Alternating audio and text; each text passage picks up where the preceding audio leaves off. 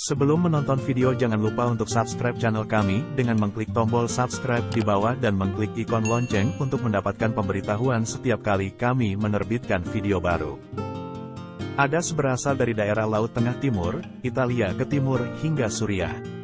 Karena manfaatnya, adas banyak ditanam di Indonesia, India, Argentina, dan Jepang.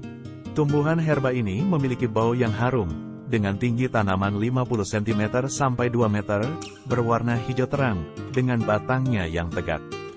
Adas menghasilkan minyak adas, yang merupakan hasil sulingan serbuk buah adas yang sudah masak dan kering. Ada dua macam minyak adas, manis dan pahit. Keduanya digunakan dalam industri obat-obatan. Adas juga dipakai untuk bumbu, atau digunakan sebagai bahan yang memperbaiki rasa, Corigentia saporis, dan mengharumkan ramuan obat. Berbagai kandungan senyawa aktif dalam adas, yaitu minyak asiri, Oleum fonuculi.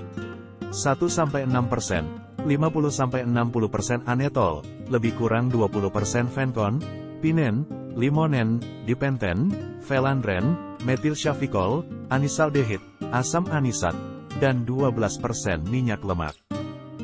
Khasiat dan manfaat adas. Secara empiris, tanaman adas dimanfaatkan untuk mengobati sakit perut, perut kembung, mual, muntah, diare, sakit kuning, kurang nafsu makan, batuk, flu, asma, nyeri haid, rematik, hernia, batu empedu, insomnia, dan mengobati keracunan karena obat dan jamur. Selain berperan sebagai pengobatan, adas juga berfungsi untuk membantu meningkatkan produksi ASI dan meningkatkan fungsi penglihatan. Minyak asiri, penjaga kadar gula darah.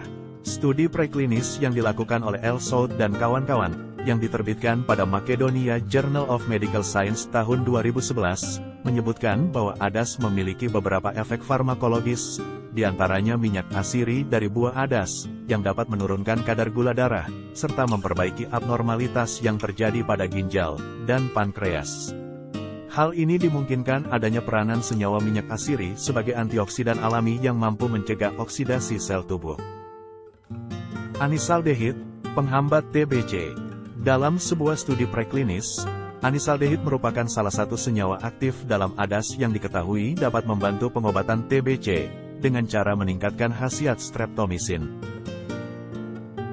Studi mengenai efektivitas anisaldehid dalam pengobatan TBC, sudah dilakukan sejak tahun 1950-an.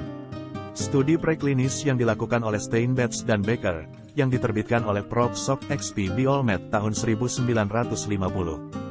menyebutkan bahwa anisaldehid efektif digunakan untuk membantu pengobatan TBC, karena dapat menghambat pertumbuhan bakteri penyebab TBC, yaitu Mycobacterium tuberculosis. Adas dapat digunakan dalam resep tunggal maupun dikombinasikan dengan jenis herba lain. Berikut berbagai ramuan hasil pemanfaatan adas.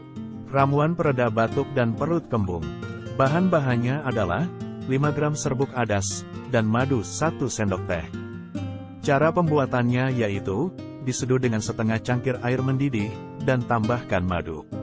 Lalu diminum selagi hangat. Minum ramuan sebanyak 2 kali sehari hingga kondisi membaik.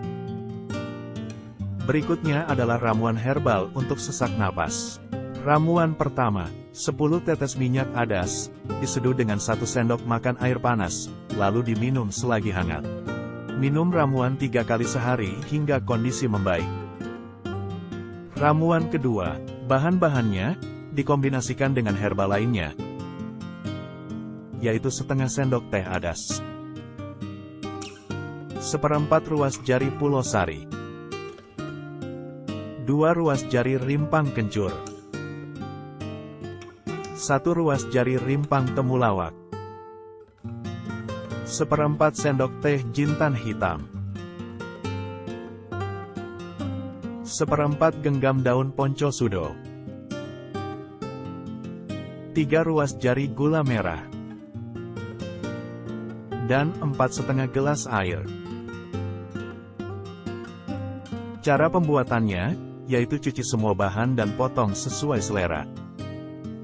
Kemudian rebus semua bahan dengan 4,5 gelas air, hingga tersari menjadi 2/4 gelas.